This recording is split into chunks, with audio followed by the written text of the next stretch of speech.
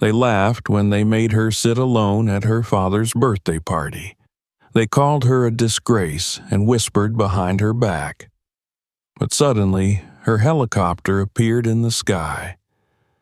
Don't forget to subscribe to the channel and write where you're watching us from. Monica pressed her forehead against the cold bus window as the world rolled by in streaks of dusty fields and crooked power lines, the hum of the engine a steady companion to the thoughts pounding behind her eyes. She clutched the strap of her worn canvas bag with hands that trembled not from the cold, but from the quiet fear that built in her chest with every mile closer to Charlotte.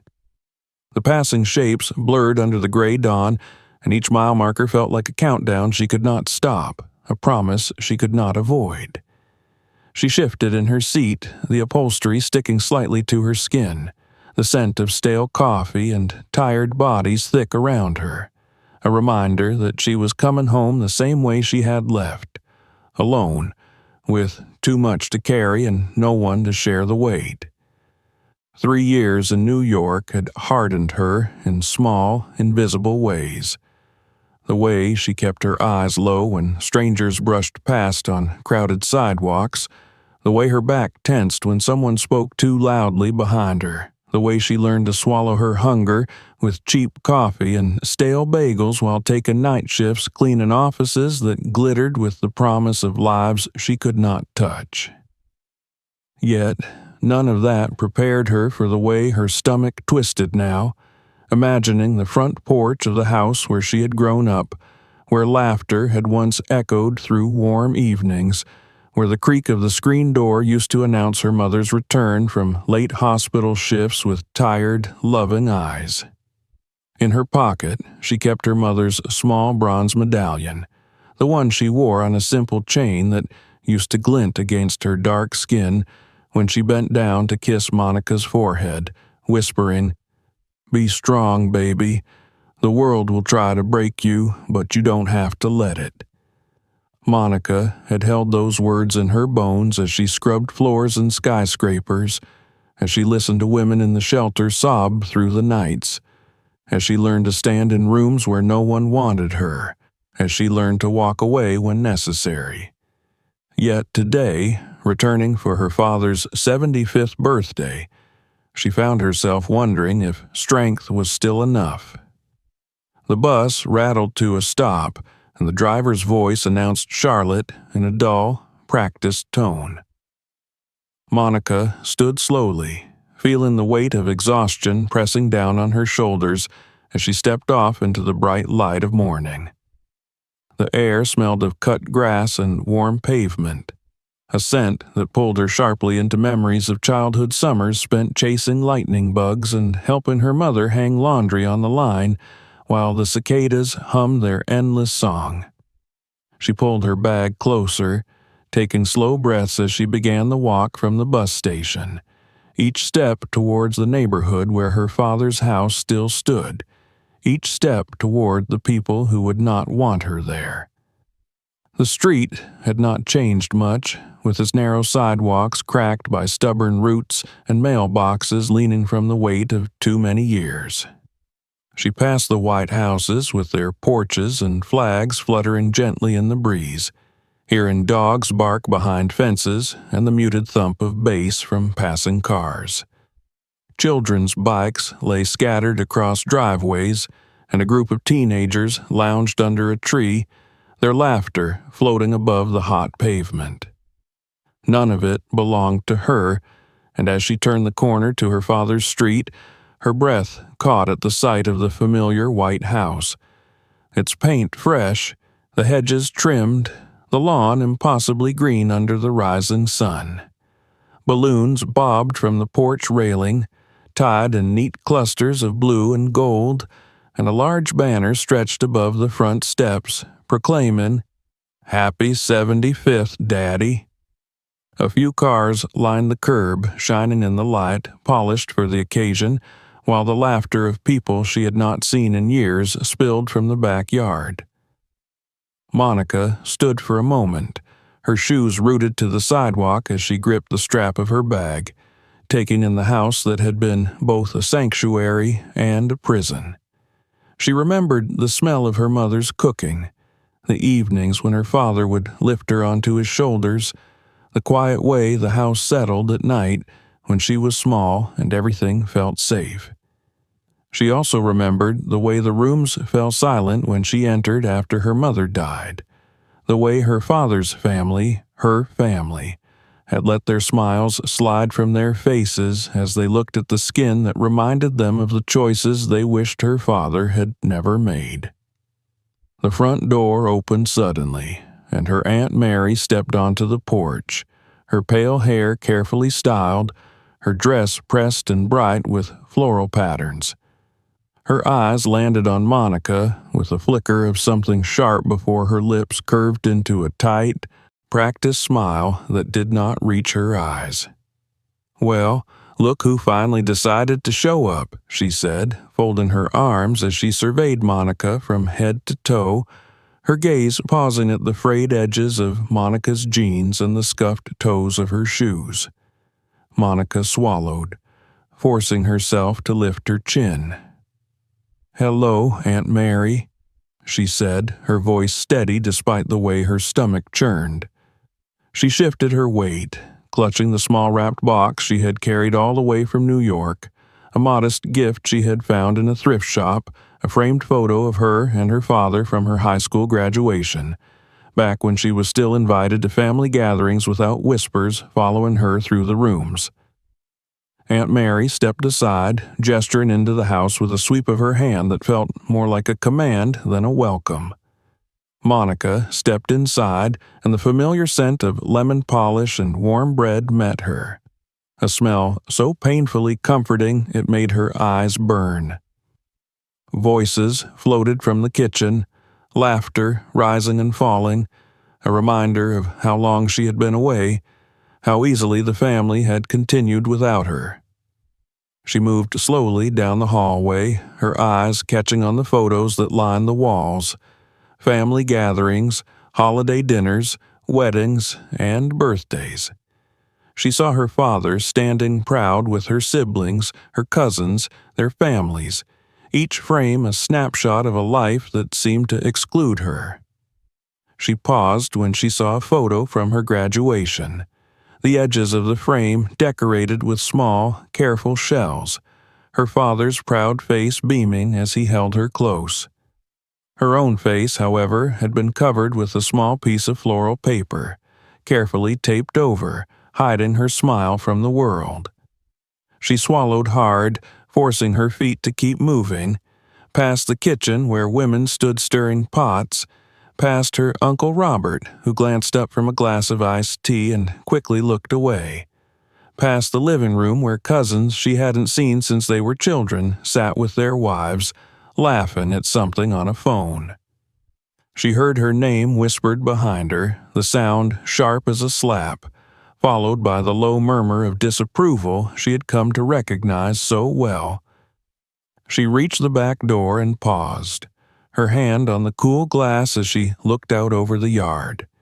Tables covered in bright cloths were scattered across the grass, balloons tied to chairs, plates piled high with barbecue and potato salad, glasses glinting in the sun.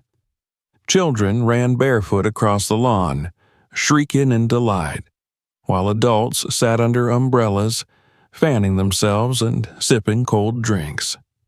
At the head of the largest table, her father sat in a chair that looked too big for his thin frame, his hair silver under the sun, his face lined with age and the softness that had come with it.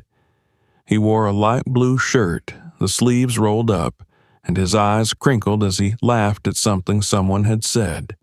It was the laugh she remembered, the one that used to ring through the house when he lifted her high in the air, telling her she was his sunshine, his miracle, the best part of his life. Monica pressed her forehead against the glass for a moment, closing her eyes as the weight of the years fell over her like a heavy blanket. 3 years since she had last seen him, 3 years of silence and hurt, of phone calls that ended in shouting or in her own shaking hand lowering the phone before the call could connect. She had written letters, pages filled with words she could not say, explaining why she had left, what she was trying to do, why she could not come home even when she wanted to. Letters that had never been sent, tucked away in a box under her narrow bed in the small room above the laundromat she now called home. She took a breath, straightening her shoulders as she opened the door and stepped outside. The conversations faltered, laughter dying as faces turned toward her, eyes widening, some with surprise, others with thinly veiled annoyance. She felt the weight of every stare, every judgment pressing against her skin like a brand. Her cousin Sarah glanced up, her mouth opening before she quickly looked back at her plate, pretending not to see. Her Uncle Robert's wife, sitting with the fan fluttering at her throat, let her eyes narrow before turning back to the woman beside her, leaning in to whisper behind her hand. Then her father looked up, and for a moment the world stilled. His eyes, so much like her own, dark and warm, softened as they met hers. A slow smile spread across his face, small and hesitant at first, then growing as he pushed himself up from the chair with effort, gripping the armrest to steady himself. Monica felt her throat close, tears burning as she took a step forward, her feet sinking slightly into the soft grass. The small wrapped box trembled in her hands, the ribbon fluttering in the breeze as she moved toward the man who had always seen her as his daughter, even when the world tried to tell them both otherwise. But before she could reach him, her Aunt Mary appeared, stepping between them with a forced laugh that cut through the quiet. "Everyone, look who's finally decided to join us," she announced, her voice bright and cold, her hand resting on Monica's father's arm, as if to hold him back. "We were just about to cut the cake, weren't we, Harold?" Her father's eyes stayed on Monica, his smile faltering as he looked between his sister and his daughter, the lines on his face deepening with the struggle of the moment. Monica stopped a few feet away, clutching the gift to her chest, forcing herself to hold his gaze, to let him see that she was here, that she had come, even if it was too late for everything else. "Happy birthday, Daddy," she said softly, her voice catching as the wind lifted the scent of barbecue and sweet tea around them, carrying the weight of all the words she could not say.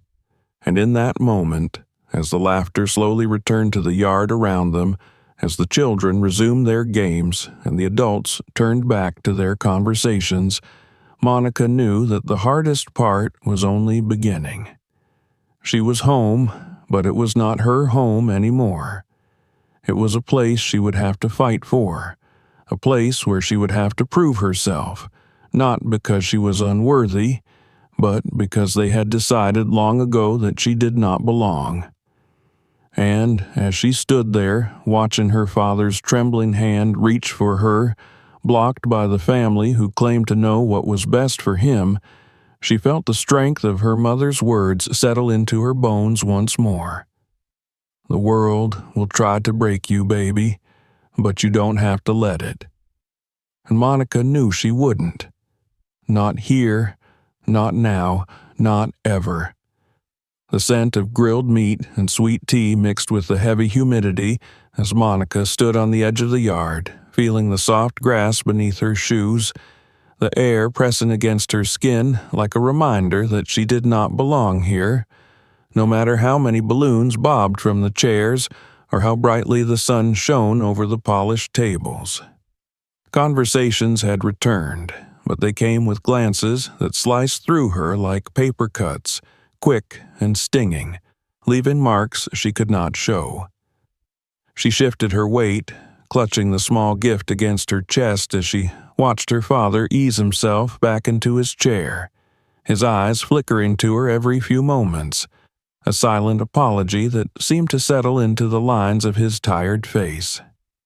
She wanted to go to him, to kneel beside him and place the gift in his hands, to remind him that she was still his daughter, no matter how many years or miles had tried to wedge themselves between them. But the people around him formed a barrier, their bodies arranged in casual conversation that made it clear she was not welcome to cross.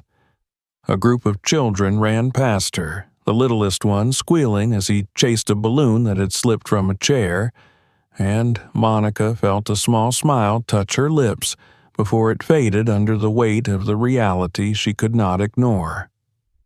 Her cousin Sarah caught her eye briefly, her mouth pressed into a thin line before she looked away, pulling her child closer as if Monica's presence was a warning. Near the table where her father sat, Aunt Mary was laughing too loudly, her hand fluttering in the air as she recounted some story that had the others shaking their heads with polite amusement. Monica's Uncle Robert stood near the grill, turning ribs with practiced ease, smoke rising around him in fragrant clouds that made her stomach tighten with hunger she would not acknowledge. She took a step forward, intending to find a place to sit, to at least show she was not afraid to take up space, but a voice stopped her, low and sharp, coming from her right. "Don't think you can just walk in here and act like you belong," a woman said, her voice familiar in the way it cut, in the way it echoed things Monica had heard her whole life. It was Aunt Mary's daughter, Caroline.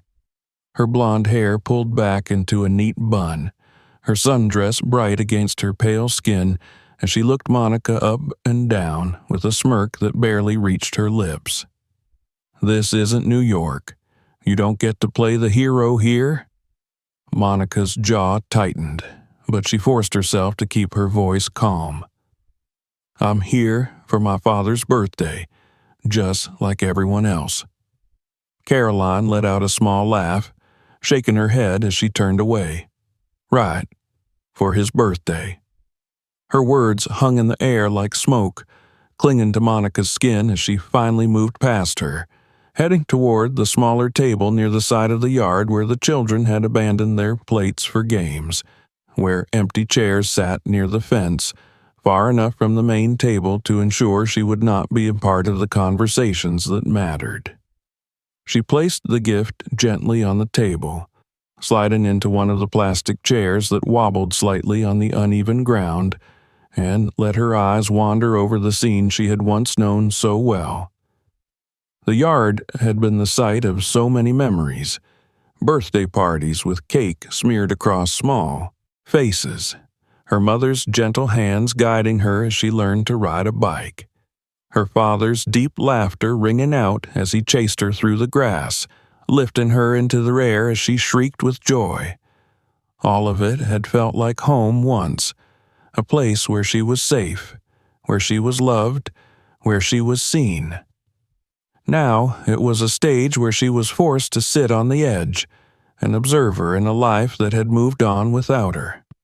A plate clattered down in front of her, snapping her from her thoughts, and she looked up to see her cousin's daughter, a girl of about 12, with light brown hair and bright blue eyes that narrowed as she studied Monica. "Mom said I should give you something to eat," the girl said, her voice flat, her gaze dropping to the small chipped plate filled with potato salad and a single piece of chicken. Monica forced a smile, nodding as she murmured her thanks, but the girl only turned on her heel, walking back to her mother with a quickness that made it clear she did not want to linger. The plate felt heavy in Monica's hands as she set it down, her appetite swallowed by the knot in her throat. She pushed the food around with a plastic fork, the laughter from the main table drifting to her like a song she could not sing along to, each burst of amusement punctuating the reminder that she was not a part of their joy, that her presence was a shadow they tolerated only because of the man who sat at the head of the table, the man who still looked at her with love even as he was surrounded by people who wished she would disappear. She could feel the eyes on her, could hear the whispers that rose and fell like a current she could not escape. "She thinks she can just come back after all this time." Did you see what she's wearing? Couldn't even bother to look presentable for her father's birthday. I heard she stole from the family before she left. Harold always was too soft on her, and look where it got him. Each word was a pinprick, small and sharp, leaving her skin buzzing with the effort it took to remain seated, to keep her hands steady, to keep her breathing even. She focused on her father, watching as he smiled at something Uncle Robert said, as he wiped his mouth with a napkin and leaned back in his chair, his eyes scanning the yard until they found her again. He lifted his glass in a small gesture, a toast meant only for her, and Monica felt her lips curve into a smile that was real, if only for a moment, as she lifted her own plastic cup in return.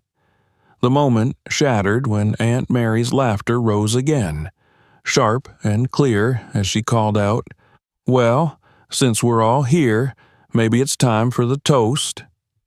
She stood, her bright dress catching the sunlight, her hands clasped in front of her as she beamed at the gathered family, ignoring the way Monica sat at the edge of the yard, her cup still raised, waiting for someone to acknowledge her. To Harold, the best brother, father, and friend anyone could ask for. 75 years and still strong as ever. A chorus of agreement rose, glasses clinking together, smiles all around as the family toasted to the man they all claimed as their own. Monica watched as her father lifted his glass, his eyes on her, the hesitation in his movements clear to her even if no one else noticed. He opened his mouth to speak, but Aunt Mary quickly launched into a story about their childhood, about how Harold had once saved her from falling out of a tree, how he had always been the protector, the strong one, the dependable one. The laughter rose again, stories piling on stories, each memory shared a brick in the wall that stood between Monica and the family that claimed to love him best. She set her cup down, her appetite gone, her hands resting on the small box in front of her, the gift she had brought all the way from New York. She turned it over in her hands, the paper crinkling softly, the ribbon catching the light. It was nothing, really. A thrift store frame with a photo of her and her father on the day she graduated high school, his arm around her shoulders, his face beaming with pride, her own smile wide and bright as she held her diploma. It was a moment that had felt like the promise of everything she had hoped her life would be. A moment before the whispers, before the cold shoulders, before the quiet accusations that followed her everywhere she went. She wanted to give it to him, to remind him of that day, to show him that she remembered, that she still loved him, that she had never stopped being his daughter even when the world around them had tried to convince them both otherwise.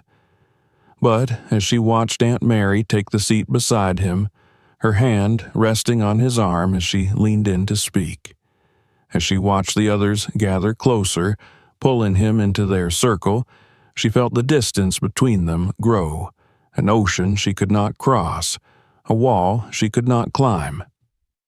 A small voice broke through her thoughts, and she turned to see the young girl again, standing beside her with wide eyes and a hesitant expression. "Are you really the one who stole Grandma's ring?"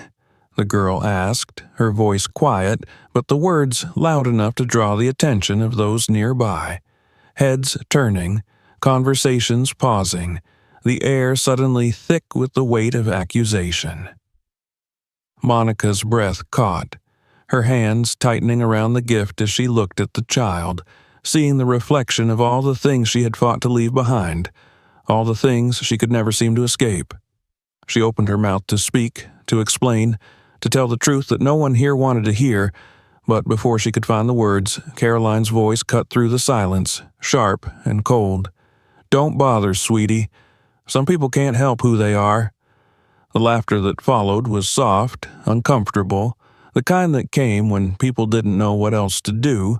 when the truth was too heavy to hold, and so they let it slide away on a wave of forced amusement. Monica felt the tears burn in her eyes, but she blinked them back, lifting her chin as she looked at the faces turned toward her, at the judgment in their eyes, at the discomfort they tried to hide behind small smiles and averted gazes.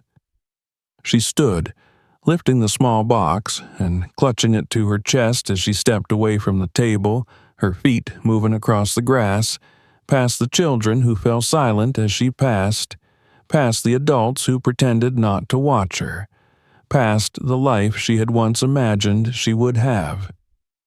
She made her way to the edge of the yard, near the fence, where the shadows were deeper, where the laughter was only an echo, where she could breathe without the weight of their eyes on her. She stood there for a long moment, the gift pressed against her heart, her eyes closed as she tried to gather the strength she would need to continue, to stay, to fight for the right to be here, to be seen, to be acknowledged. She could hear the laughter rise again, the music starting once more, the celebration continuing without her, as it always had, as it always would unless she found the courage to change it. And she would. For him, for herself, for the promise she had made to her mother, for the promise she had made to every woman she had helped, to every child she had comforted, to every version of herself that had ever believed she was worth more than the whispers and the cold stares. She opened her eyes, looking back at the man who had once lifted her into the air and called her his sunshine, seeing the way he watched her now, his eyes soft and sad, filled with all the words he could not say in the middle of a yard full of people who thought they knew him best. Monica nodded once, a promise passing between them, silent and unbreakable, before she turned back to the fence, letting the shadows hold her for a moment longer as she prepared for what would come next. The shadows of the yard were deepening when Monica stepped away from the fence and moved along the edge of the gathering, her body moving on the memory of how to carry herself with dignity even when every glance felt like a needle pressed into her skin. The laughter was softer now, the adults tired from hours in the sun, their plates half finished, conversations shifting from loud stories to quiet complaints about the heat, the grandchildren, the world they no longer understood. Children still darted across the grass with bursts of shrieks that rose and fell like the cicadas hidden in the trees, but even they were slowing down, sticky with sweat and the remains of melted popsicles. Monica paused near the folding table that sagged under the weight of empty dishes, the smell of barbecue clinging to the air, reminding her of summers long past when her mother would stand by the grill with her father, arguing gently about how long the ribs needed, their laughter spilling across the yard in waves that made everything feel safe, possible, good. She reached out, her fingers brushing against a stack of paper napkins, grounding herself in the present as she drew in a slow breath, her eyes scanning the yard for her father. He was seated still, his shoulders stooped, his head bent toward a cousin speaking too close to him, the older man nodding but glancing up every few seconds, his eyes searching for her as they had all afternoon. She could see the way his hands trembled slightly as he lifted his cup to his lips, how he set it down with careful precision as if afraid of the noise it might make, how his gaze would drift away from the conversation, following the path she took as she moved. Her chest tightened with the weight of it, the knowledge that she had stayed away so long, that she had allowed this distance to grow even if she had done it for reasons no one here would ever understand, for choices that had carved pieces out of her until she barely recognized the woman who had left this yard, proud and determined years ago. The memory of New York rose in her mind, unbidden but clear. The long nights in the shelter's narrow hallways, the broken voices of women who came to her with their children, their faces shadowed by fear, bruises fading to yellow, fresh ones blooming purple along their arms. She remembered the way they would flinch at sudden sounds, the way their eyes would dart to the door whenever it opened, waiting for a ghost to come through, for a past they could not outrun. Monica had spent nights curled in a chair outside their doors, a clipboard balanced on her knee, her phone clutched in her hand as she called agencies and hospitals, speaking in a calm voice even when her own fear made her hands shake, even when exhaustion made her vision blur. The money she had taken, the ring they accused her of stealing, had bought that safety. It had paid for the first month's rent on a cramped brownstone where she had set up folding cots, the kitchen filled with canned goods from donations she collected while working 2 shifts scrubbing office floors, her sneakers squeaking against the tiles as she moved from cubicle to cubicle in the dark.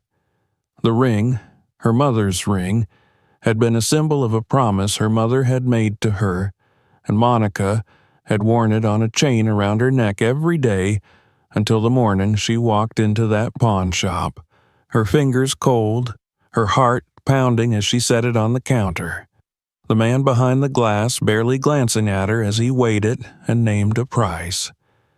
That money had fed children.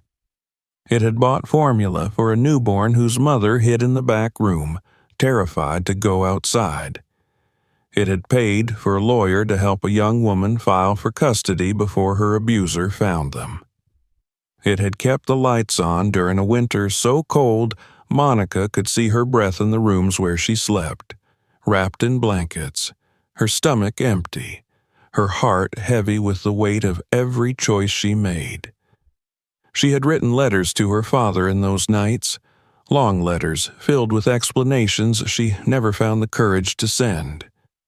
She would sit at the small desk by the window, the sounds of the city, a distant hum, the glow of the street lights casting shadows across the paper as she told him about the women she met, the children who clung to her hand, the way her mother's voice would echo in her mind when she held a frightened girl, whispering, "You're safe now."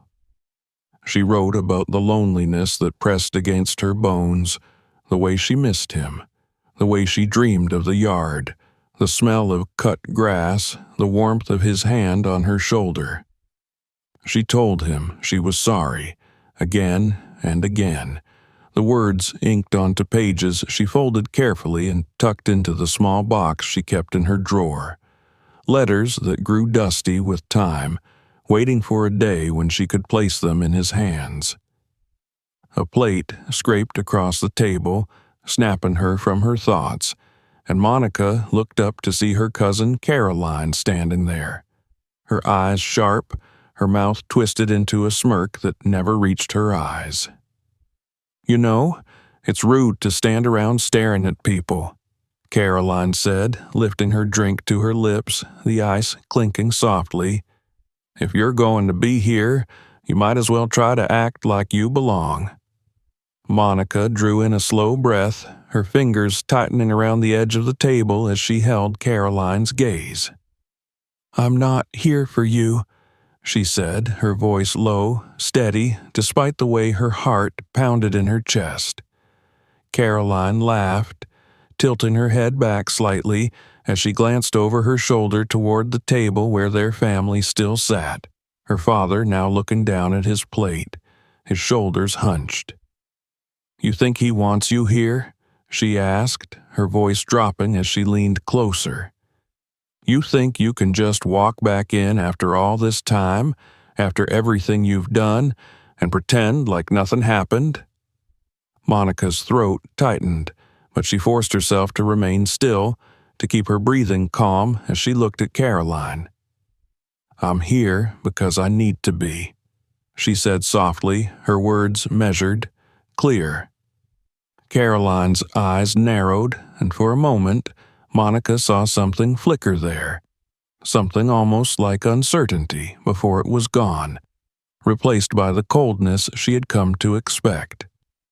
"Whatever you say," Caroline replied, stepping back, her smile returning as she turned away, her laughter joining the others as she rejoined the gathering.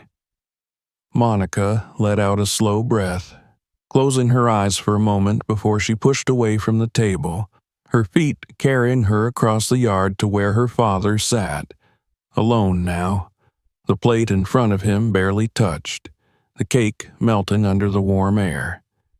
His hands rested on his knees, and when he looked up at her, she saw the exhaustion in his eyes, the softness that came from a lifetime of fighting battles no one saw.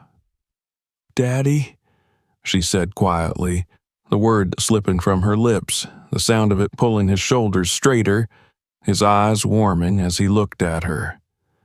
"Monica," he replied, his voice rough, but filled with something that made her chest tighten, something that felt like home. She knelt beside him, placing the small box in his lap, her fingers brushing against his as she let out a shaky breath. "I brought you something," she said, forcing a smile, hoping it would hide the tears that threatened to spill. He looked down at the box, his hands trembling slightly as he lifted it, pulling the ribbon with slow care, peeling back the paper to reveal the frame, the photo of the two of them, frozen in a moment of laughter and light. His breath caught, and he looked at her, his eyes shining as he reached out, his hand cupping her cheek in a gesture so familiar it made her heart ache. "I remember this day," he said softly, his thumb brushing against her skin. "Your mother would have been so proud." "I hope so," Monica whispered, her hand covering his, pressing it against her cheek.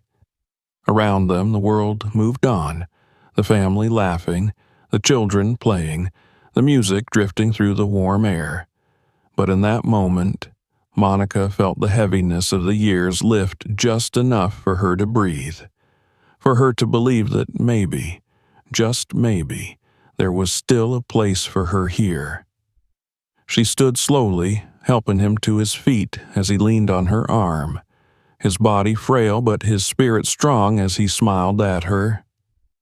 They walked together toward the house, the whispers rising behind them, but she kept her head high, her steps steady, each one a promise to herself, to her mother, to the women she had helped, to the child she had been, who had once believed she could be loved without conditions.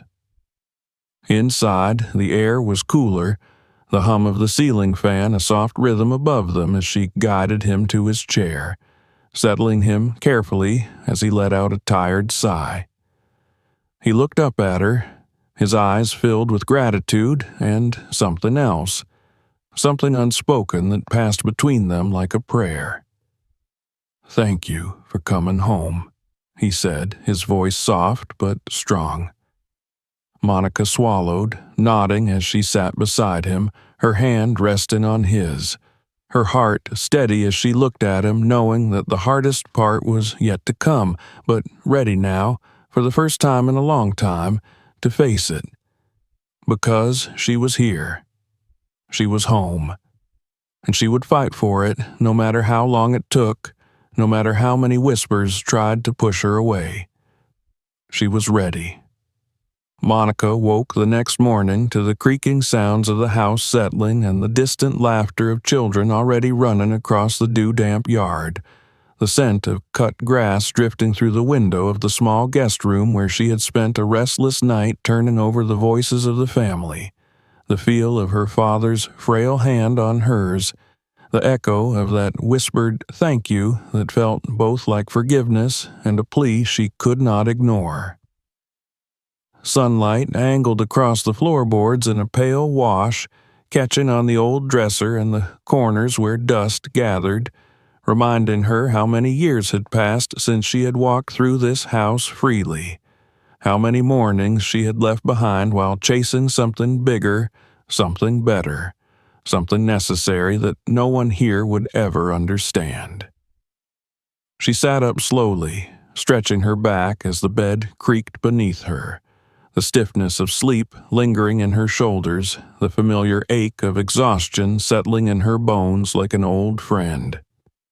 She washed her face in the small bathroom, watching the water swirl in the sink, her reflection in the mirror marked by tired eyes and the determination that lived quietly in the set of her jaw, the way she lifted her chin, the way she refused to look away from herself. She could hear the sounds of the family moving below her, the clatter of dishes, the hum of conversation rising and falling, punctuated by the high shrieks of children, the low murmur of adults pretending everything was fine, pretending this day was just another celebration, pretending they did not see the lines etched in her father's face or the way his steps had slowed. How the strength they had all taken for granted was beginning to falter under the weight of years and the quiet decay of the body. She dressed quickly, pulling on clean clothes she had folded carefully in her bag, running her fingers over the fabric to smooth the creases, pressing her palms against her thighs to still the trembling that started there and worked its way up her spine. A reminder of the fear that never truly left her, no matter how many nights she had survived alone, no matter how many women she had helped to safety, no matter how many times she had stood in front of people who looked at her with disgust and told herself that she would not bow.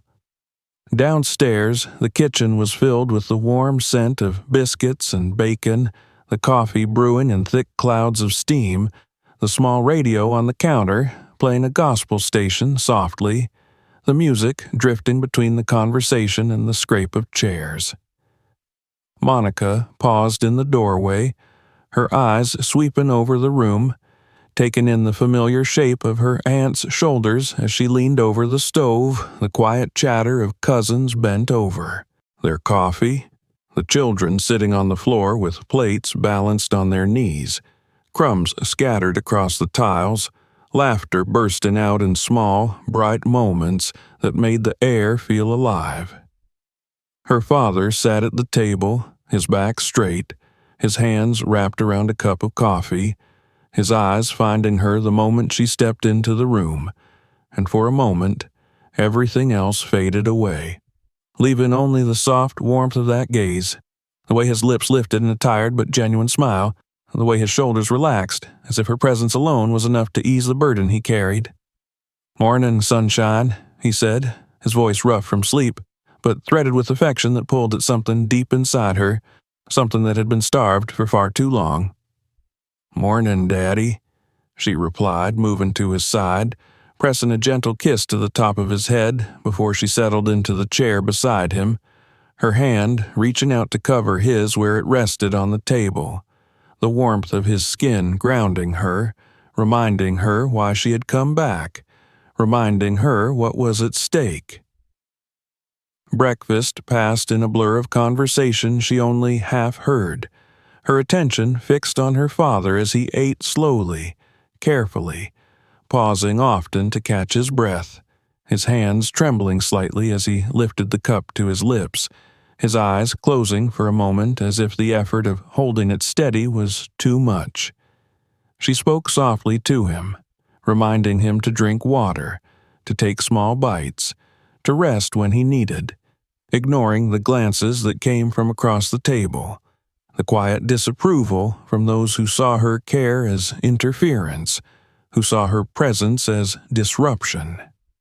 When the plates were cleared and the children rushed outside, the adults followed, carrying pitchers of sweet tea and lemonade, plates of watermelon and cookies, the yard filling with the hum of summer, the bright laughter of children chasing each other across the grass, the soft music from the speakers set on the porch, blending with the rustle of leaves in the warm breeze.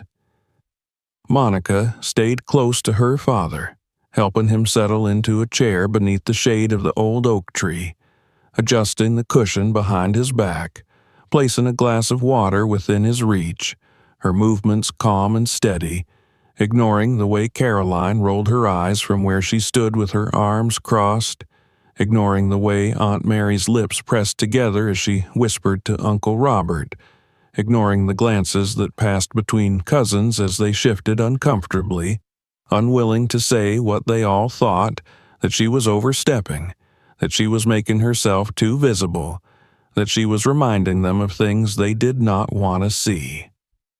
The air was thick with heat, the sun bright in the sky, the celebration moving around them in waves of conversation and laughter that rose and fell, the smell of grilling meat mingling with the scent of fresh-cut grass, the colors of balloons bobbing in the breeze, the sharp clink of ice against glass as drinks were poured and passed around. Monica watched her father, the way his eyes followed the children, the small smile that touched his lips as he watched them play, the quiet sigh that escaped him as he leaned back in his chair, his hand drifting to his chest for a moment, pressing there as if to steady something that fluttered beneath his ribs. She moved to his side, her hand brushing against his shoulder as she leaned down, her voice low and gentle. "Are you okay, Daddy?" He opened his eyes, looking up at her with that same tired smile, shaking his head slightly as if to dismiss her concern, but she saw the way his fingers pressed harder against his chest, the way his breath came a little quicker, the way the color drained from his face. "Just a little tired," he whispered, his voice strained, his eyes closing again as he let out a slow breath. Monica straightened, her eyes scanning the yard, searching for Aunt Mary, for Uncle Robert, for anyone who might help, but they were laughing near the grill, their attention elsewhere, their voices loud in the summer air, oblivious to the quiet moment unfolding beneath the tree. She knelt beside him, her hands moving with calm urgency, pressing 2 fingers against his wrist, feeling for the pulse that fluttered weakly there, counting the beats as she watched his face, the lines of pain that creased his forehead, the way his lips parted as he tried to draw in air that did not seem to come. "Daddy, I need you to breathe with me," she said, her voice steady, her eyes locked on his, willing him to focus, to fight, to stay. But his eyes rolled back, his body slumping forward, the glass of water tipping from the small table, spilling across the grass as his hand fell away from his chest, his breath coming in short, ragged gasps that tore through the air like a scream she could not hear. "Help! Someone help!" Monica's voice broke through the laughter, cutting across the yard like a blade, freezing the smiles, stopping the conversations as heads turned, eyes widening as they took in the sight of her kneeling beside her father, her hands on his shoulders, her voice rising in panic as she called out again, "Call 911, now!" She lowered him gently to the ground, her hands moving to his chest, her fingers finding the rhythm as she began compressions, counting under her breath, blocking out the gasps, the whispers, the rush of feet across the grass as people crowded closer, their faces pale, their eyes wide, their voices a low hum of fear and disbelief. "Move back! Give me space!" she shouted, her arms steady as she pressed down, counting the beats, watching for the rise of his chest, the flicker of his eyelids, the sign that he was coming back to her, that he was still fighting. Someone was on the phone, their voice high and shaking as they spoke to the dispatcher, giving the address, describing the scene, their words blending into the background as Monica focused on the rhythm, on the breath that refused to come, on the heartbeat that slipped beneath her hands. Time stretched, a slow, agonizing crawl as she fought for him, her breath coming in sharp gasps, sweat dripping down her back, her arms burning with the effort, her mind screaming with fear even as her face remained calm, her voice steady, the count never faltering as she pressed down again and again and again. Then, in the distance, a sound rose, low at first, then louder, the rhythmic thump of rotor blades cutting through the summer air, growing closer, a shadow passing over the yard as the helicopter came into view, circling once before lowering toward the open space near the fence. The downdraft whipping the grass, sending balloons skittering across the yard, lifting the tablecloths, pulling at hair and clothes as people shielded their faces, their voices rising in shock and fear. Monica did not look up, did not pause, did not stop, her hands pressing down, her voice counting, her eyes on her father's face as the helicopter landed. The medical team jumping out, moving quickly, efficiently, the stretcher rolling across the grass as they approached, their voices calm but urgent as they spoke to her, asking questions, checking pulses, preparing equipment. She moved back as they took over, her hands falling to her sides, her breath coming in short, sharp gasps as she watched them work, her vision blurring with tears she refused to let fall, her body shaking with the effort of holding herself together as they lifted him onto the stretcher, securing the straps, adjusting the oxygen mask, checking monitors that beeped in sharp, steady rhythms. She followed as they moved toward the helicopter, ignoring the whispers that rose behind her, ignoring the questions, the accusations, the fear in the voices of her family as they called after her, ignoring the way Caroline shouted, "What have you done?" Ignoring the way Aunt Mary sobbed, her hands pressed to her mouth, her eyes wide with horror. Monica climbed into the helicopter, taking the seat beside the stretcher, her hand finding her father's, gripping it tightly as the doors closed, the world outside muffled by the roar of the engines, the vibration of the blades, the sharp scent of antiseptic and fuel filling the air as the ground fell away, the yard shrinking beneath them, the faces of her family turning upward, their eyes following as she rose into the sky, her father beside her, fighting for breath, fighting for life, fighting to stay. She leaned close, her voice low and steady, her lips near his ear as she whispered, "Hold on, Daddy. I'm here. I've got you. Don't let go." And as the helicopter carried them away, the world below growing smaller, the horizon stretching out before them in a wash of blue and gold, Monica closed her eyes, letting the tears fall at last, her hand holding his, her heart steady, her mind clear, ready for whatever came next, ready to fight, ready to save him, ready to face the truth that would follow them, ready to finish what she had come home to do. The rhythmic hum of the helicopter's blades pressed against Monica's ears as she stared at her father's face, pale under the harsh cabin light, the oxygen mask fogging slightly with each shallow breath. The paramedic beside him adjusted the lines and checked the readings with a calm efficiency that seemed to clash with the roar of the wind and the muted thunder of the rotors.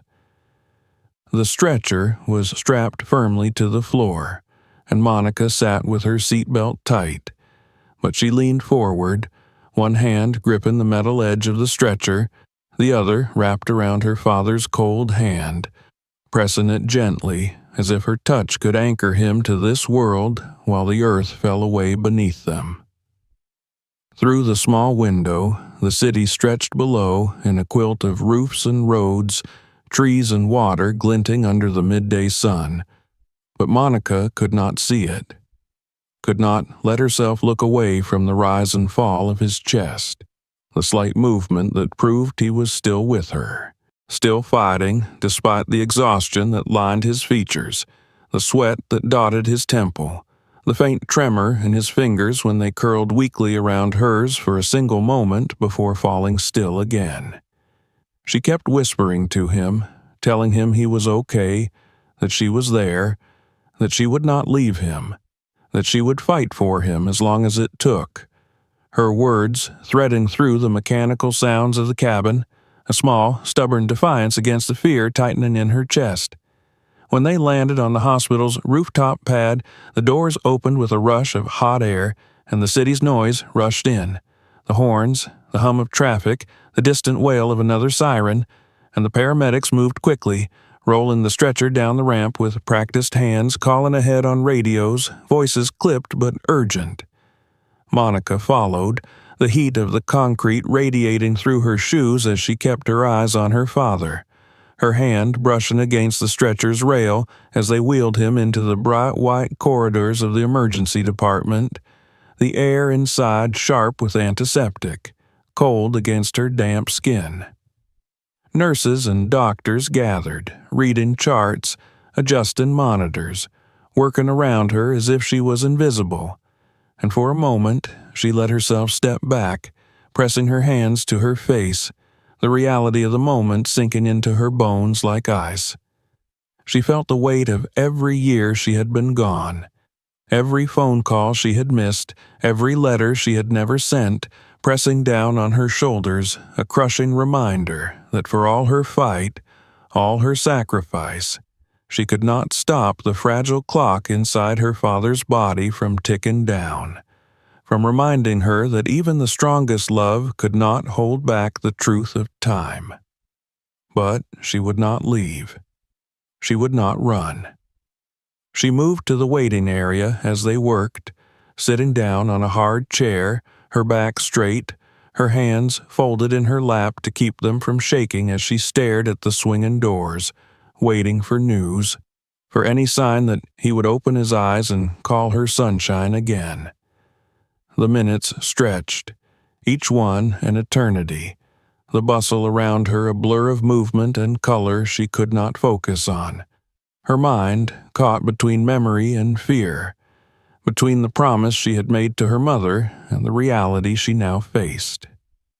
She remembered nights in New York, sitting in a cramped office with paperwork spread across a battered desk, the sound of sirens outside, the hush of women's voices in the next room as they settled their children on thin mattresses, the quiet moments when Monica allowed herself to breathe, to remember that she was doing what needed to be done, that she was helping even if it cost her everything else. She remembered pressing a hand to her own chest, feeling her heart beat, reminding herself she was alive, that she was enough, that her mother's spirit was with her in those small victories, in every woman who took her child's hand and stepped into a safer tomorrow. That strength returned now, threading through her spine as she sat in that hospital waiting room, the air conditioning humming above, the quiet beep of machines from nearby rooms marking the passage of time.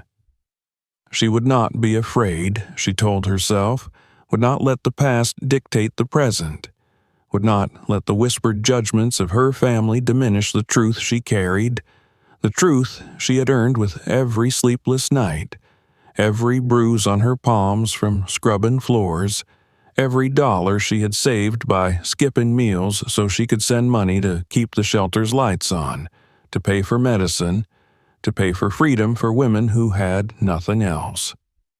When the doctor finally came, a tall woman with tired eyes and a calm voice, Monica stood before she could speak, her heart in her throat, her hands clenching at her sides.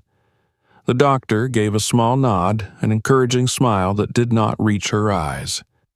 He was stable, she said, but weak, and the episode had been serious. He was asking for Monica, the doctor explained, and Monica followed her down the hallway, her shoes whispering across the linoleum, her breath catching as she stepped into the room where he lay, pale against the white sheets, tubes and wires connected to machines that clicked and hissed softly in the quiet. His eyes opened when she stepped in, and he tried to smile, the effort visible in the way his lips trembled, in the moisture that gathered in the corners of his eyes. Monica moved to him, taking his hand in both of hers, lowering herself to sit at his bedside, letting her thumb brush over the back of his hand as she blinked back tears. "I'm here, Daddy," she whispered, leaning closer so he could hear, so he could see her, so he would know that she had not left him. "I knew you would be," he rasped, his voice rough but clear enough to send a warmth through her chest, a small flame of hope that she held tightly as she nodded, squeezing his hand gently. The nurses stepped out to give them privacy, and for a moment, the world was quiet. The machine's steady rhythms the only sound as Monica rested her forehead against the edge of the bed, her eyes closed, her breath steadying as she allowed herself to simply exist in this moment, to feel the rise and fall of his breath, to let the past slip away for a single, precious moment of peace. But the quiet did not last.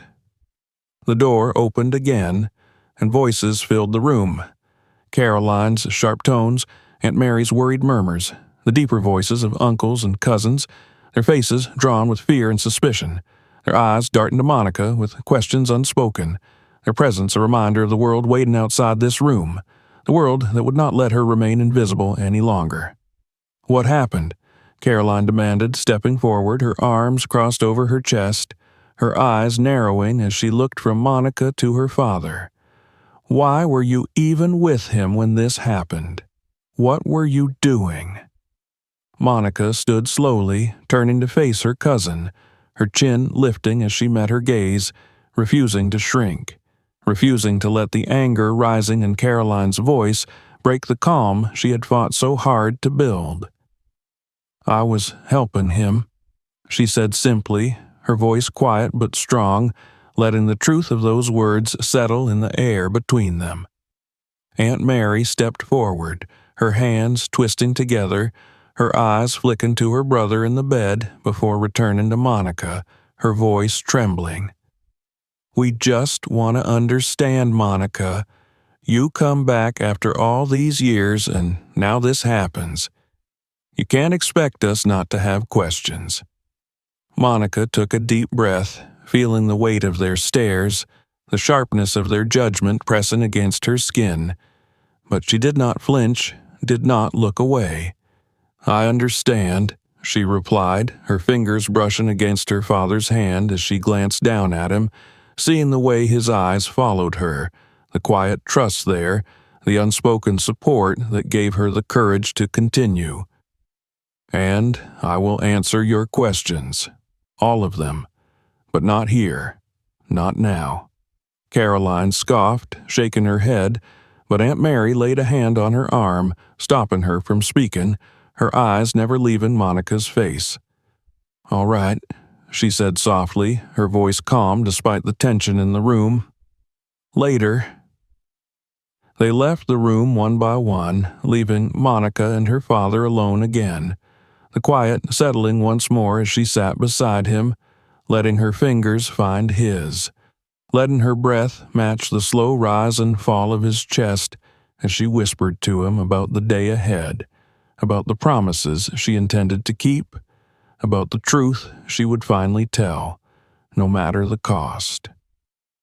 Outside the window, the city moved on, the streets alive with people unaware of the small room above them where a woman held her father's hand and prepared to change the course of her family's story, to break the silence that had kept them apart, to reclaim the place she had earned, not with words, but with actions, with sacrifices made in the dark, with a love that had never wavered, even when the world tried to bury it.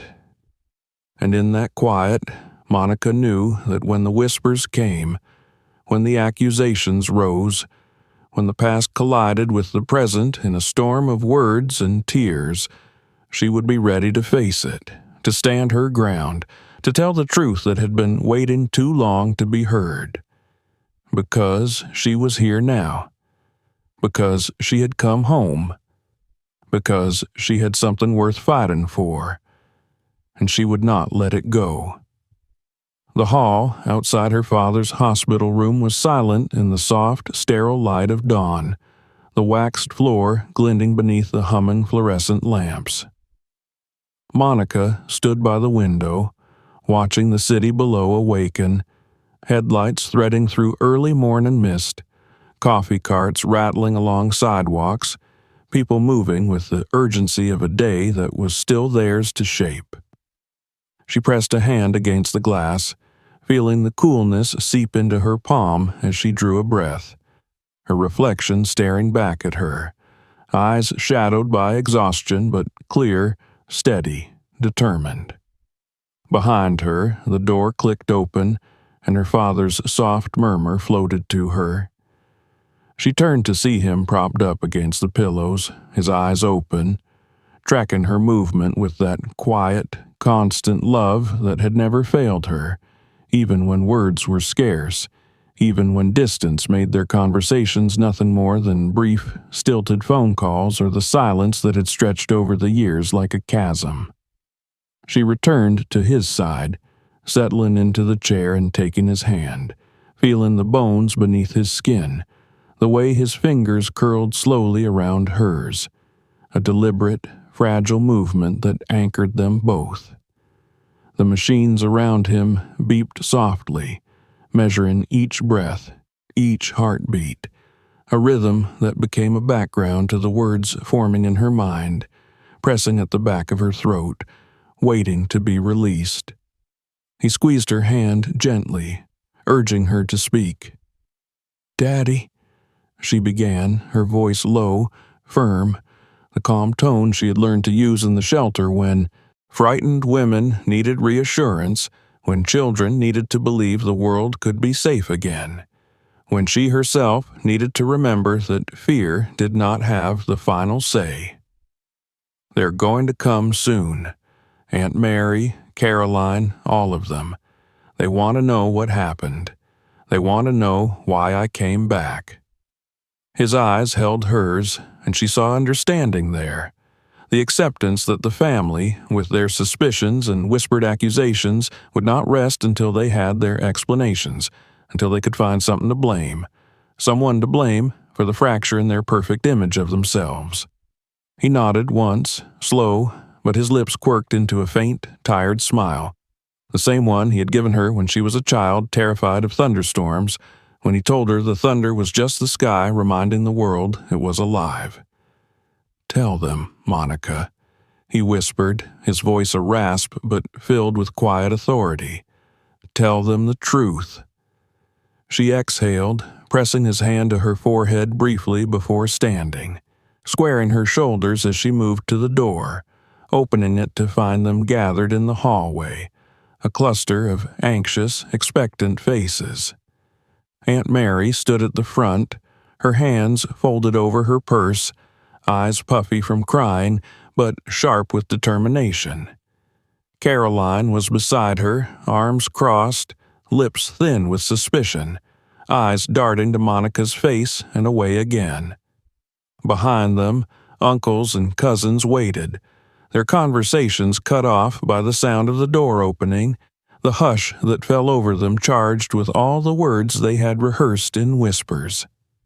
"They want answers," Aunt Mary said, her voice trembling but clear, stepping forward slightly, not into the room, but standing at the threshold as if afraid of crossing into a space she did not understand. Monica nodded, stepping back to let them enter, watching as they gathered at the foot of her father's bed, eyes shifting from her to him, to the machines that beeped and clicked steadily, reminding them all of the fragility of the man they loved, the man they judged her for leaving, for betraying, in their eyes, when she disappeared to New York, taking with her the last piece of the family's fragile unity. She stood at the end of the bed, her hands folded in front of her, letting the silence stretch until they were all looking at her, waiting, the discomfort on their faces proof of how little they wanted the truth, even as they demanded it. "I know you've all had questions," she began, her voice steady, the words coming without hesitation because she had spoken them 1,000 times in the quiet of her small room in New York, to herself, to the memory of her mother, to the reflection in a cracked bathroom mirror while exhaustion and purpose battled in her bones. "You've made assumptions, you've whispered, you've believed what you wanted to believe because it was easier than asking, easier than hearing the truth. Caroline scoffed, shifting her weight, but Aunt Mary shot her a look, silencing her as Monica continued, her gaze never leaving the faces in front of her. You think I left because I didn't care, because I was too focused on myself, on money, on some life you couldn't understand, she said, her voice low, calm, but each word heavy, deliberate, landing with the weight of every sacrifice she had made in the darkness while they lived comfortably in the glow of their denial. You think I stole from this family, that I took what wasn't mine and ran away to build a life you could hate because it was easier to hate me than to face what was really happening. A murmur ran through them, uncomfortable shifting, eyes glancing away, some filled with confusion, others with anger. But she pressed on, refusing to stop, refusing to soften the edges of her truth to comfort their illusions. I took the ring, she said clearly, letting the words hang in the air, watching as Aunt Mary's eyes widened, as Caroline's lips parted in a triumphant smirk that was quickly wiped away by the next words. I took it because I had to sell it to keep the doors open at the shelter, to buy medicine for a child with a fever so high her mother thought she would die, to pay for the lawyer who helped a woman get custody of her children before her abusive husband could find them again, to pay for food when donations dried up, to pay the electricity bill so the women and children who came to us didn't have to sleep in the dark, afraid. The silence that followed was thick, broken only by the steady beep of the monitors and the quiet hum of the air conditioning. Monica let it stretch, let them sit with the reality of her words, with the knowledge that the narrative they had clung to was unraveling, that their certainty was cracking under the weight of the truth. I worked 3 jobs, she continued, her voice softer now but no less firm. I cleaned offices at night.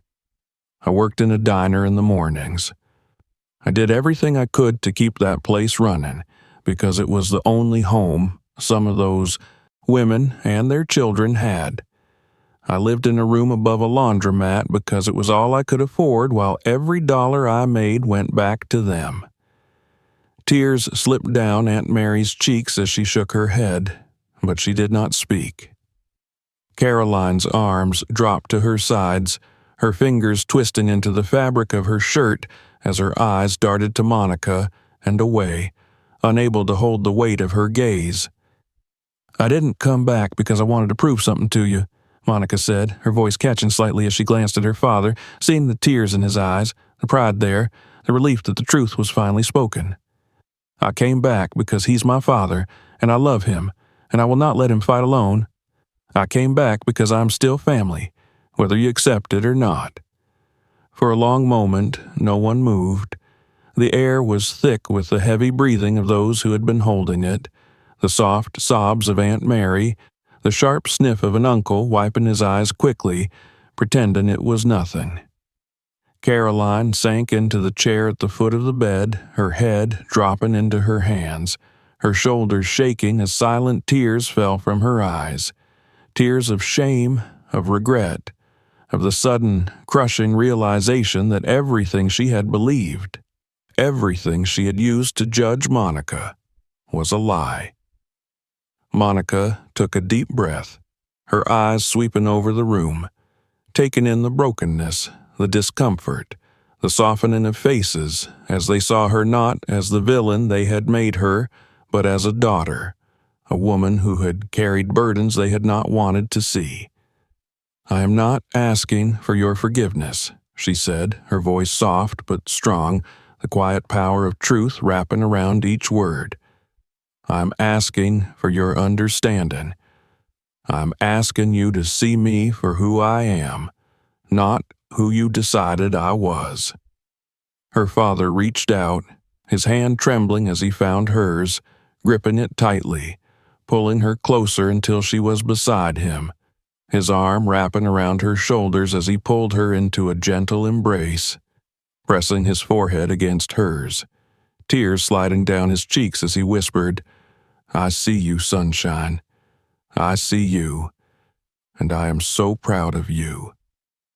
She closed her eyes, letting the tears fall freely now, the tension in her shoulders easing as she leaned into him, allowing herself to be held, to be loved without condition, without judgment, without the weight of expectation crushing the breath from her lungs. Around them, the family watched, their own tears falling, the walls of resentment and misunderstanding beginning to crumble as the truth settled between them, heavy but necessary, painful but freeing. Monica knew it would take time, that the wounds of the past would not heal overnight, that forgiveness was a process, that trust would have to be rebuilt one moment at a time. But for the first time in years, it felt possible. In the quiet that followed, with her father's arm around her and the family gathered, broken but together, Monica allowed herself to believe that they could find a way forward, that the truth could set them free, that love, imperfect and hard-won, could be enough to build something new, something stronger, something real. And as the morning light poured into the room, touching the faces of those she loved, Monica knew she was exactly where she needed to be.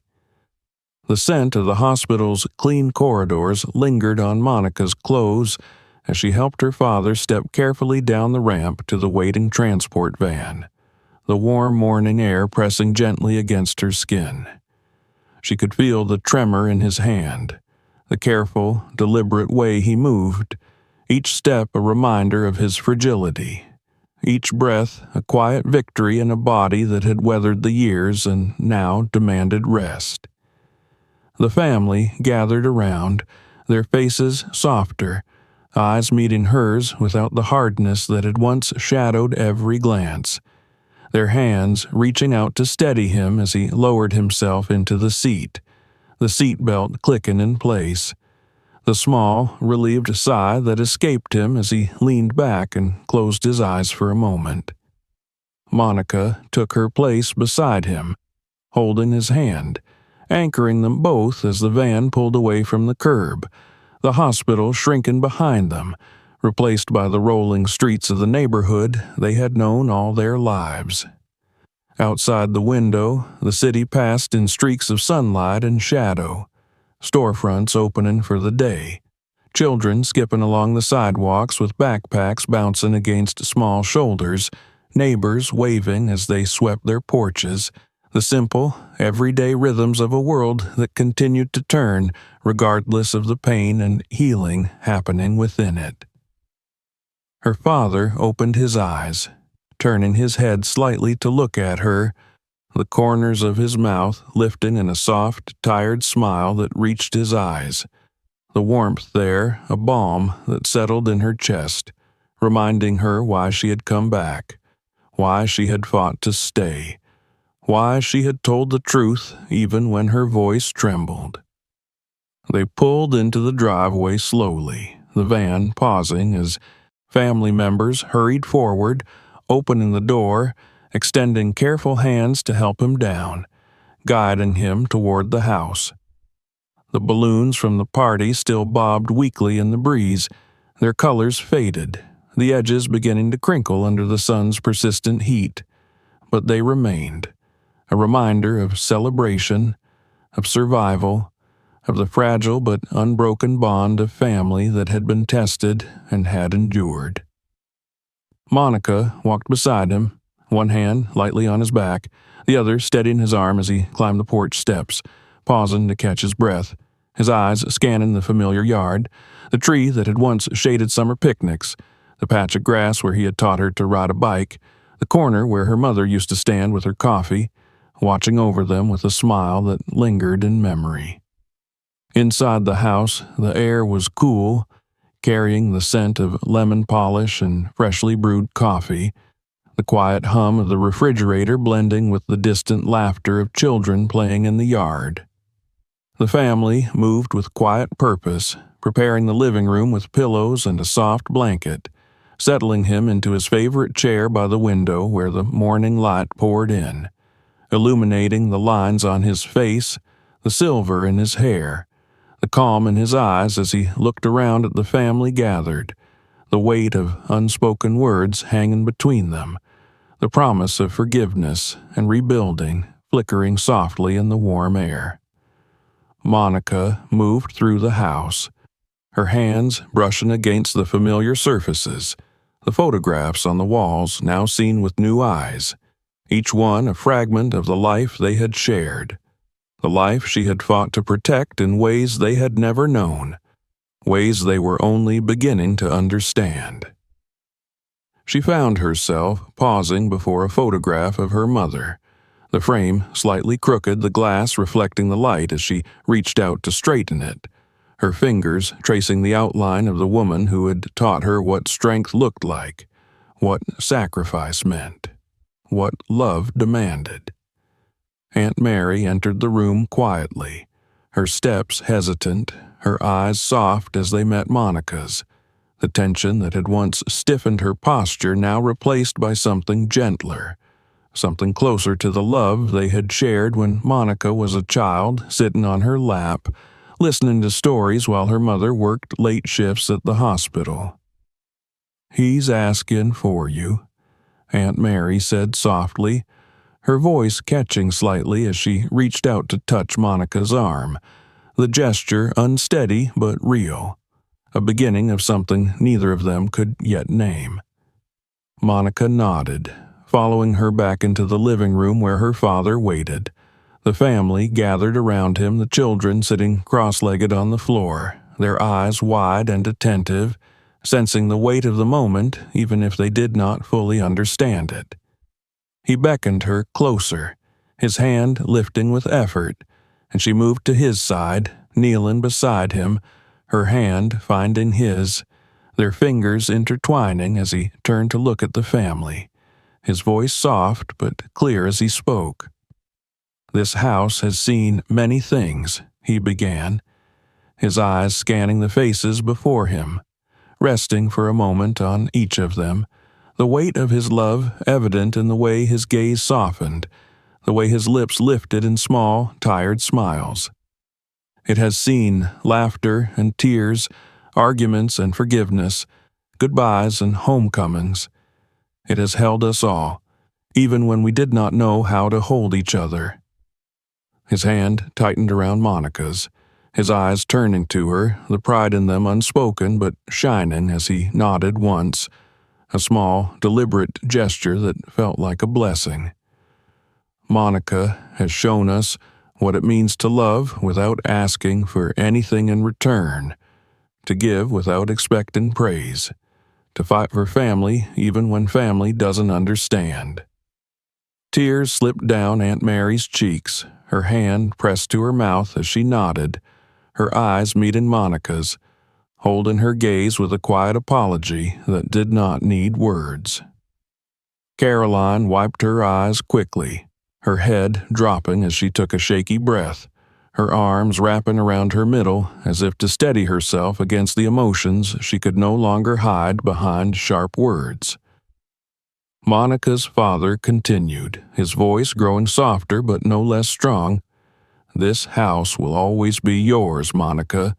This family will always be yours. And it is time we all start acting like it." A murmur of agreement moved through the family. Small nods, hands reaching out to touch shoulders, to hold hands, to offer silent support as the weight of years of misunderstandings, of judgments, of harsh words began to lift, replaced by something softer, something truer, something that felt like hope.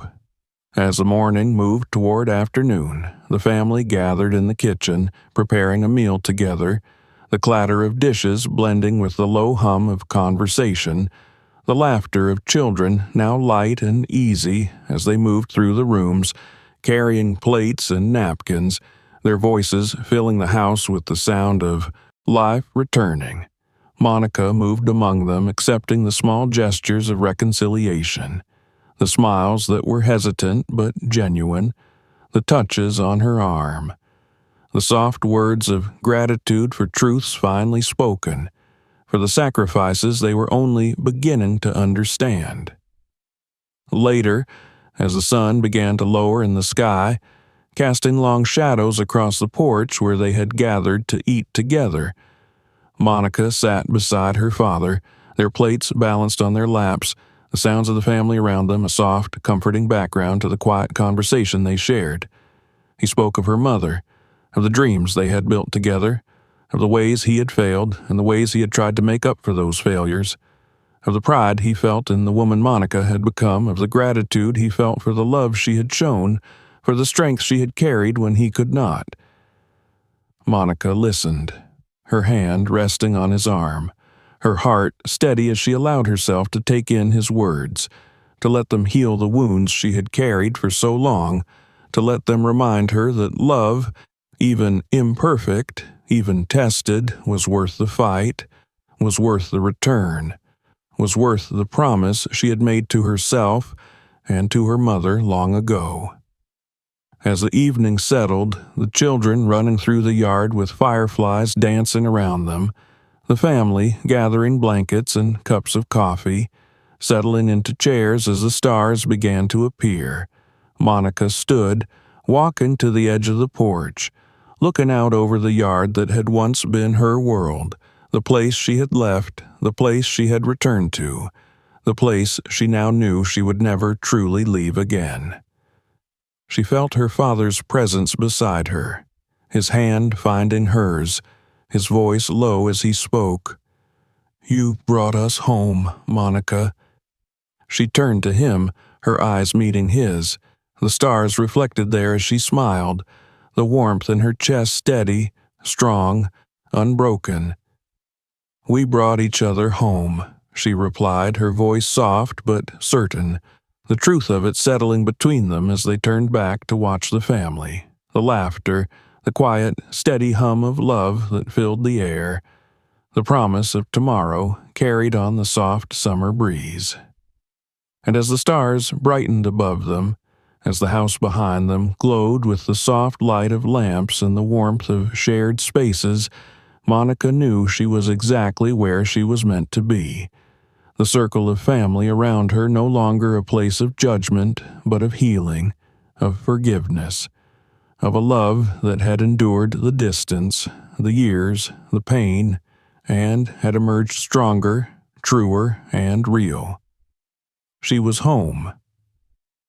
If you found this story meaningful, don't forget to subscribe for more.